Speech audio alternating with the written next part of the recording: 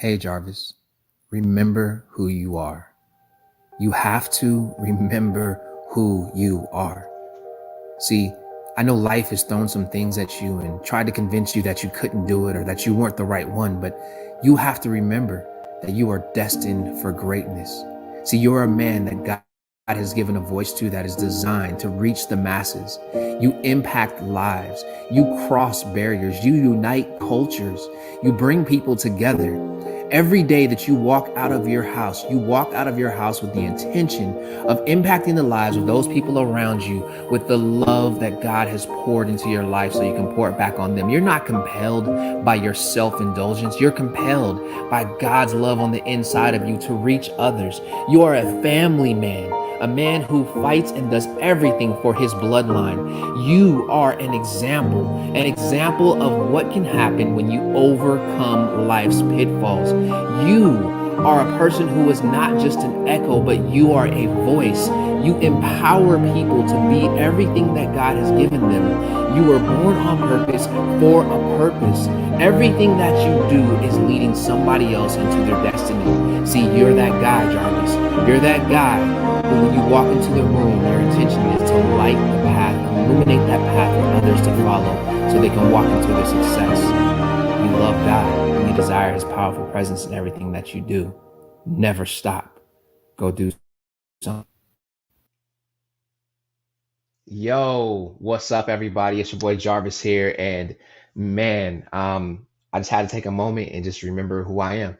That's what that intro was all about.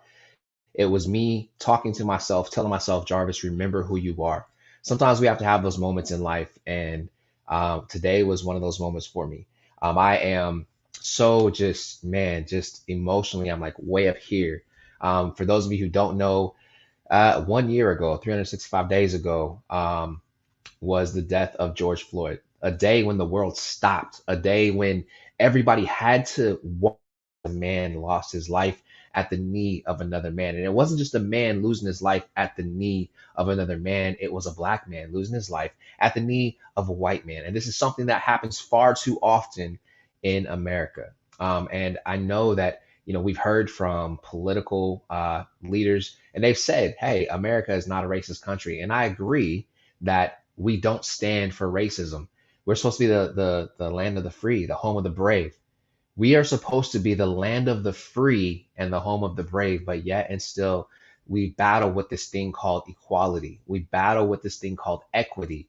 We battle with this thing called just the common decency of loving people the way that we want to be loved. There's a golden rule. It's in the Bible. Maybe you've heard of it. It says, "Do unto others as you would have them do unto you."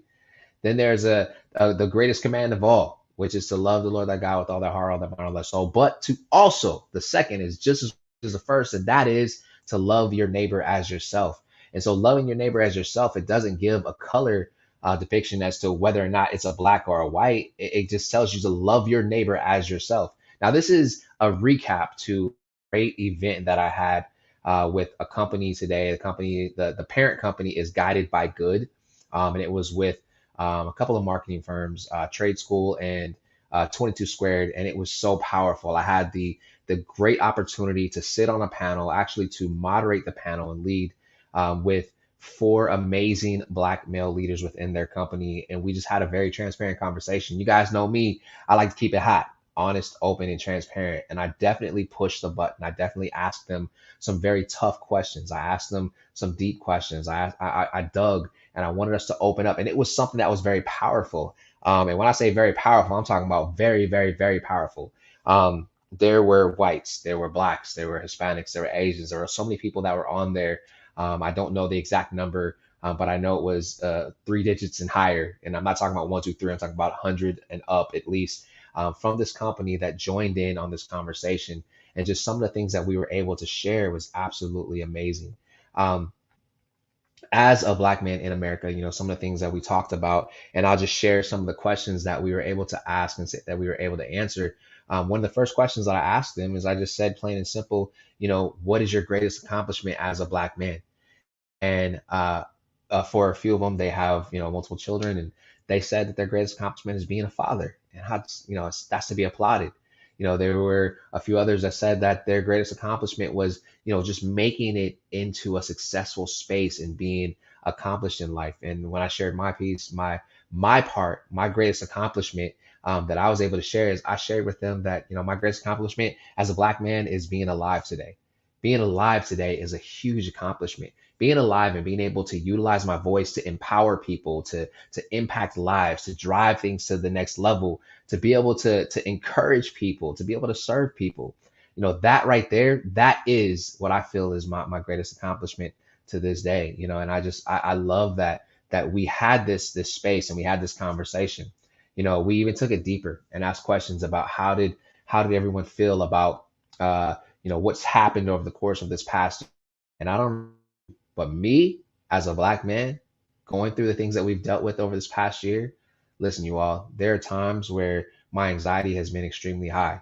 And I know that, as a man of faith, that I shouldn't have these things, but I'm a human being. When a police officer gets behind me, I'm a little bit more nervous now than I was before. There was a time when I started to feel safe and I started to feel comfortable, but then, you got to back off a little bit because I just watched you literally murder somebody on national television. And, my heart went just, and we dug deep. That's just to give you guys a few of the things that questions that were asked. But we went even deeper to that. We talked about, when we first encountered racism and how old we were when we encountered racism for the first time. We talked about code switching. If you're not familiar with code switching, what that is like, there's a way that we can handle ourselves and talk with ourselves around our friends. Like if I'm with the fellas at the gym, it's like, what's up, homie? What's good, my guy? Like there's certain things that I can say. There's slang and there's things I can have in that conversation. But when I walk into the corporate space, I immediately have to adjust myself. I have to have proper, I have to have diction. I have to enunciate my words. I have to carry myself a certain way. There's an image that I carry. And that image that I carry, it's got to be, and it's unfortunate that it's like this, but it's got to be something that when people look at me, I can represent Black men everywhere in a great way and in a great fashion. And that's really what it was all about, like breaking that stuff down and having those conversations and digging in deep. I don't know who you are. I don't know where you are. I don't know if you're watching this live, and I don't know if you're watching this on the rebroadcast, but it will rebroadcast, and I hope that you're watching it. But I want you today, on this day, a day, the Tuesday before Memorial Day, the day that the world remembers where a Black man lost his life in front of the entire world. Because remember, the world had to stop. The world was forced to watch. On this day, I want you to do some self introspection.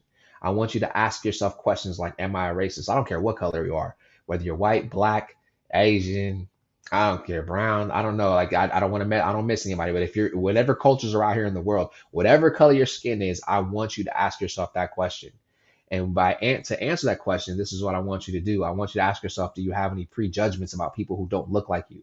Because if you have prejudgments about people who don't look like you, and I'm talking about people who don't carry the same skin color as you, who don't say the same things that you do, who don't dress the way that you do, if you have those prejudgments, prejudice, that's a sign that you might have some racist tendencies.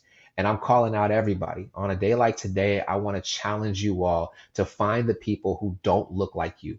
Find the people who don't have the same skin color as you. And I'm not talking about if you dark skin, like if you're a dark skinned Black person going to a light skinned Black person. No, I want you to be intentional in what you do today. You have a little more time left in the rest of this day. And if you're watching this and it's after May 25th, 2021, then I'm challenging you, whatever day you watch this on, to go out and be intentional about getting to know somebody who does not look like you.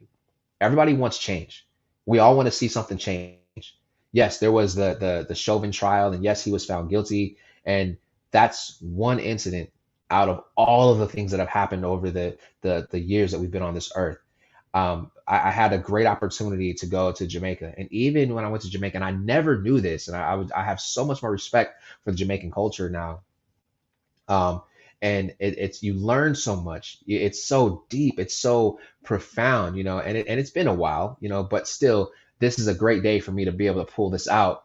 When you think about things like that, and you see something, and you know something, you start to get to know people. I now understand where the pride comes from behind the Jamaican flag. I understand that the green stands for the lush ground and the gold stands for the beautiful sun, but the black stands for the struggle of the people. And then there's that X that creates unity. That X is not to cross anybody out, it's to bring everybody together. And it's a powerful thing. And then I have to ask myself, what does the American flag stand for? It's supposed to stand for freedom. It's supposed to stand for equality. It's supposed to stand for unity. It's supposed to stand for peace. It's supposed to stand for love. It's supposed to stand for faith. It's supposed to stand for God. It's supposed to stand for bravery. But does it really? Or do we pick and choose what parts of those parts of the meaning behind what our flag stands for and take it to what we want it to mean? Do we just take a little piece of it? Like, I want it to just be bravery and nothing else. Forget the equality, forget all that other stuff. Is that you? Are you that person? Like, really, why? Why would you take yourself to a level where you would isolate all the things that our flag is supposed to stand for to just make it to where it caters only to you when we live in the United States of America, a place that's supposed to be the melting pot of the world where anybody can come to? I don't know if you guys remember, there was a movie that was out when we were kids, or when I was a kid. I don't know how old you are, but when I was a kid, and it was called Fievel Goes West, or Five Goes to America. I can't remember, but it basically Five the Mouse, and they were singing these songs about, how America was this great place. And I want to challenge you: if you don't see America as a great place, what are you going to do to be the change? What are you going to do to be the difference maker? What are you going to do to be that one that's going to love, show the bravery, that's going to stand for others when you know what's right? What are you going to do to abolish slavery? What are you going to do to abolish racism? And yes, I said slavery. Y'all act like slavery don't exist to this day. Yes, there's sex slave trafficking, there's human slave trafficking. What are you going to do to abolish those things?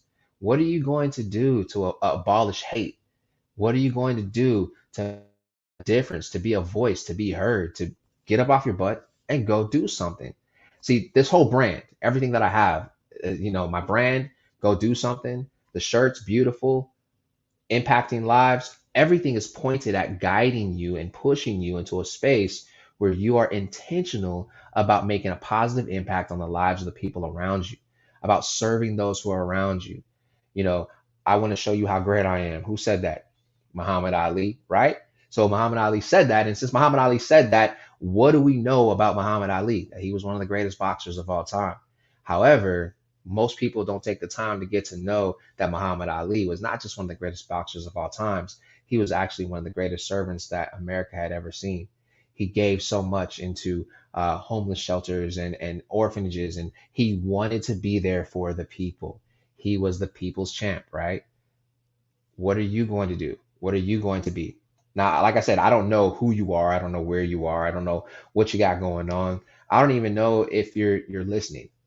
And quite honestly, I don't care. I just know that this needs to be said, and I want you all to hear it. Hey, I love you. Yes, I just said that. I love you. I don't have to know you to say that I love you. And the reason why I don't have to know you to say that I love you is because I know that I'm loved. I know that there's a God in heaven that loves me just the way that I am. We are all put here on purpose for a purpose. There is something about the color of your skin and the reason why you wear it that is supposed to be a badge of honor. And you're supposed to make a difference with that color, whether you're white, whether you're black, whether you're brown, whether you're Asian, whether you're Latinx, whatever. It doesn't matter. Whether you choose one direction or another, we were all put here for a purpose. We were all put here to make a difference. We're all put here to make a change. Today in this brave space, it just reminded me of those things. In this brave space, I heard four Black men pour out their hearts and talk about their frustrations. And I was so proud of each and every one of them because they were talking to their peers. See, the people that I was talking to, they weren't my peers. They were the people that I was brought in to communicate with. And it's a different story when you're talking to your peers. So I applaud these four men, and I don't have permission to put their names out there, so I'm not going to put their names out there, but just know that they were four men who made a difference. Today, they shared their heart. Today, they challenged people not just to be allies, but to be champions of a change. To be an ally, you're running side by side with somebody, but to be a champion, you're going to get out in front of them and you are going to lead the charge. You're going to take them to the promised land. Is that you? Are you that person? See, I believe that I'm one of those people. And I'm one of those people who are going to get out here and I'm going to always champion what is right. Am I perfect? Nope, I'm not. Do I make all the right decisions? No, I don't. Do I say all the right things? Nah, I don't. But you know what? I am perfectly imperfect, just the way that God intended me to be. My imperfections help reach people who have other imperfections and take them to the next level, whether it's in their emotions, whether it's in their thought process, in their education, in their leadership, in their development, in their spiritual walk. Whatever the case is, it's designed to take them to the next level. And so I want to say what's up to each and every one of you, and I want to say I love you to each and every one of you. And I also want to say I appreciate each and every one of you for taking the time to watch this. And before I get off of here, I'm actually going to do something that I have not done yet. So if you don't know, now you know. I am an author and I am co-authored in this book, Dear Fear Men. Yes, Dear Fear Men. And I want you to go get your copy of Dear Fear Men now. You can get your copy of Dear Fear Men at www.jarvishenderson.com. And when you go get your copy of Dear Fear Men, I want you to take the time to read each of the stories. And what it is it's stories of triumph from Black leaders. There are great Black leaders that I was able to connect with and be a part of this project with, where we shared our heart. There's one who talks about, just the fear of his son. As a matter of fact, let me go ahead and give you the chapters so that you know what you're getting yourself into. We all wrote letters to fear, but and there were some contributors that wrote some letters to fear as well as Black men. But some of the chapters, or here are the chapters. You have Dear Fear, You Can't Have My Sons. That is a Black man talking about how he was afraid of just life taking his son away from him. He's got one biological son, but he said that, hey, he looks at all of these young men that are running around these that are walking on this earth as his sons. I accept the fact that he even saw me as a son, and I applaud him. And that's my guy, Phil Stark. So you want to make sure you read that. Dear Fear, You Can't Have My Sons. This is a great read, y'all. Then there's a couple of letters of fear, and you got Dear Fear, You Can't Have My Peace. A very talented videographer, a man by the name of Mike Morris. Awesome guy. You want to make sure you check that out too. Then you have a couple other letters of fear, and you have David is what he goes by on social media, but my man David Page, a very powerful right. Dear Fear, You Can't Have What's Been Promised to Me. Great read. And then you have some more, and anchoring it out, you have yours truly, Mr. Jarvis Henderson, the guy that you're seeing on the camera right now. Dear Fear, You Can't Have My Destiny. And you know why? Because I'm destined for greatness. And so what I want to do is I want to take a moment and I want to read to you guys my letter to fear. All right. And this is a letter that I wrote to fear before I even started writing in this book. And I am working on a project right now. Again, you can get your copy of Dear Fear Men at jarvishenderson.com. That's going to be on the bottom of the screen.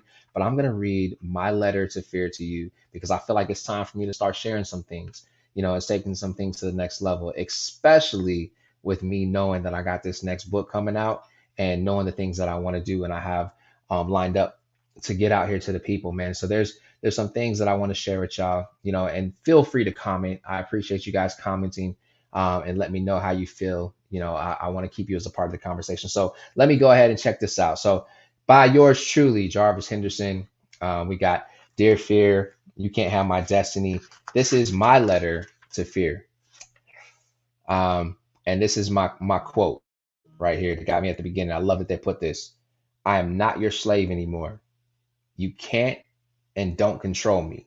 Now that I'm free, I'm on a mission to see others free.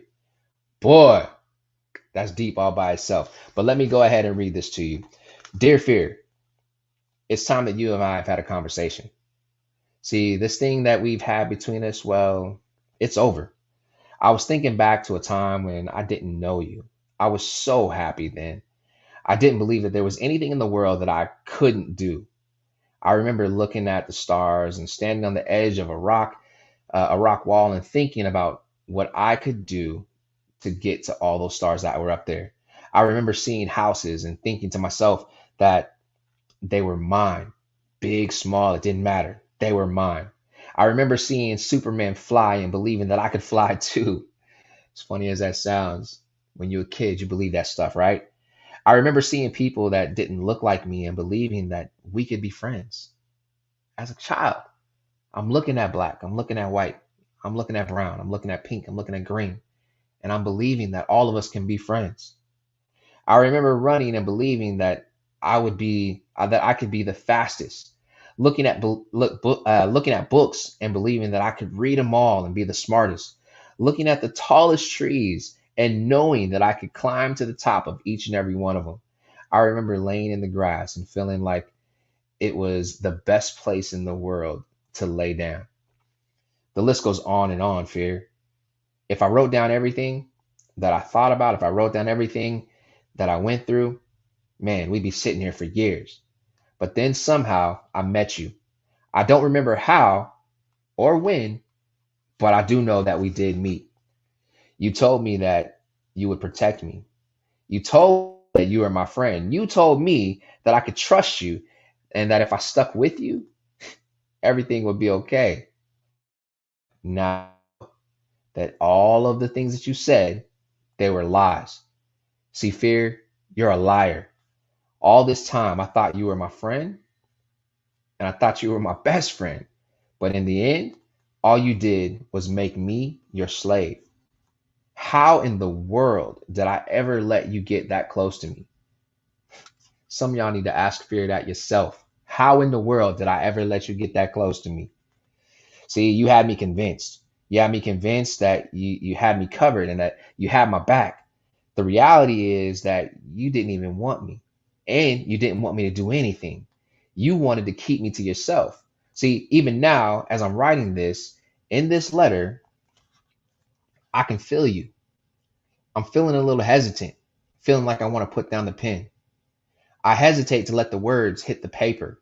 See, over the years, you've convinced me that I'm not smart enough. Over the years, you have convinced me that I can't do it. Over the years, you have convinced me that my skin is too dark. Over the years, you've convinced me that I don't look good enough. Over the years, Fear, you have convinced me that the people, they won't listen to me. Over the years, you've convinced me that the distance is too far and that the mountains are far too high. Over the years, you've convinced me that the water is too deep. Over the years, you have convinced me that they will leave me, laugh at me, and look down on me. Over the years, you've convinced me I It's because of you that I didn't say hello. It's because of you that I didn't apply for that job. It's because of you that I stopped running. It's because of you that I allowed myself to stay in that relationship with her because you told me that I couldn't have anybody else. Then, when she left me, it's because of you that I didn't completely give myself to another woman. Instead, I gave small pieces of myself to many women, not letting them close because you said that it was you protecting me. It's because of you that I was okay with the abortion. You had me convinced that the whole world would fall apart, that my world would fall apart. It's because of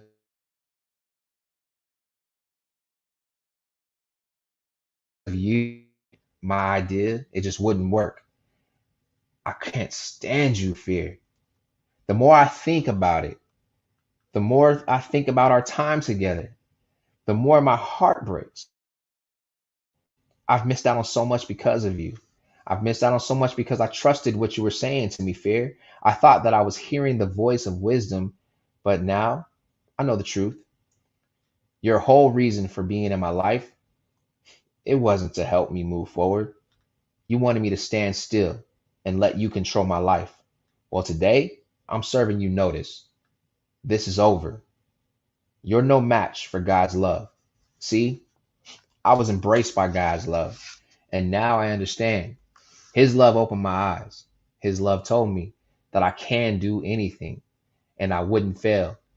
Everything you tried to stop me from doing, Fear, His love, God's love, told me that I can do that and more.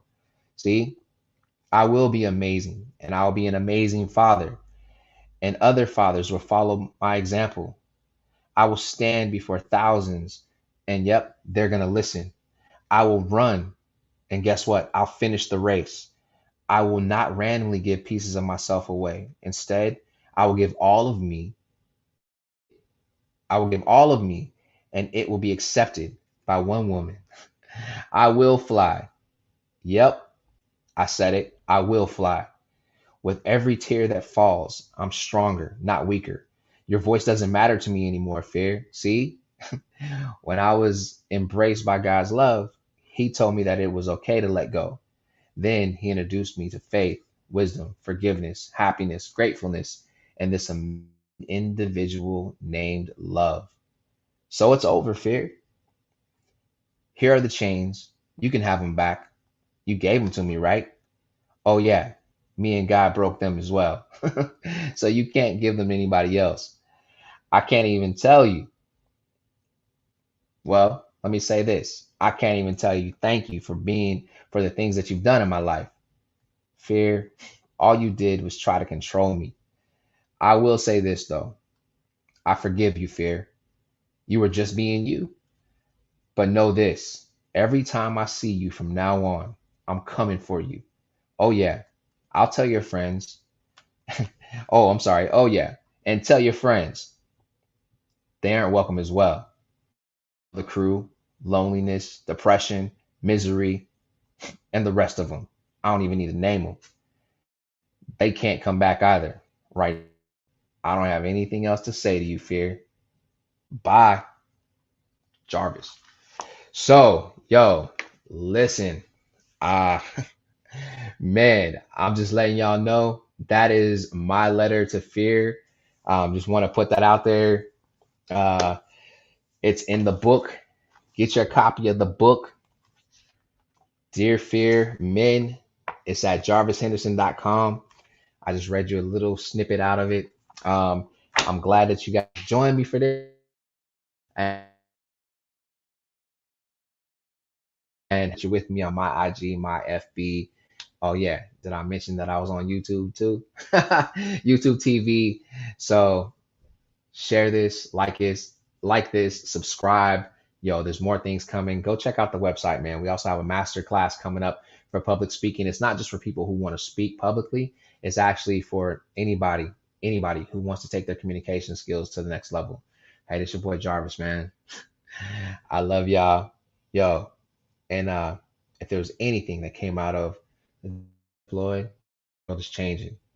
Like your daughter said, George, you're changing the world. Thank you for just being the man that you were. Everybody else, peace. Go out there and love somebody today. I'm out.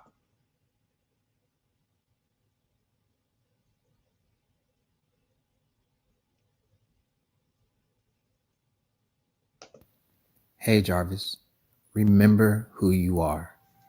You have to remember who you are. See, I know life has thrown some things at you and tried to convince you that you couldn't do it or that you weren't the right one, but you have to remember that you are destined for greatness. See, you're a man that God has given a voice to that is designed to reach the masses. You impact lives. You cross barriers. You unite cultures. You bring people together. Every day that you walk out of your house, you walk out of your house with the intention of impacting the lives of those people around you with the love that God has poured into your life so you can pour it back on them. You're not compelled by your self-indulgence. You're compelled by God's love on the inside of you to reach others. You are a family man, a man who fights and does everything for his bloodline. You are an example of what can happen when you overcome life's pitfalls. You are a person who is not just an echo, but you are a voice. You empower people to be everything that God has given them. You were born on purpose for a purpose. Everything that you do is leading somebody else into their destiny. See, you're that guy, Jarvis. You're that guy who, when you walk into the room, your intention is to light the path, illuminate that path for others to follow so they can reach their success. You love God and you desire His powerful presence in everything that you do. Never stop. Go do something.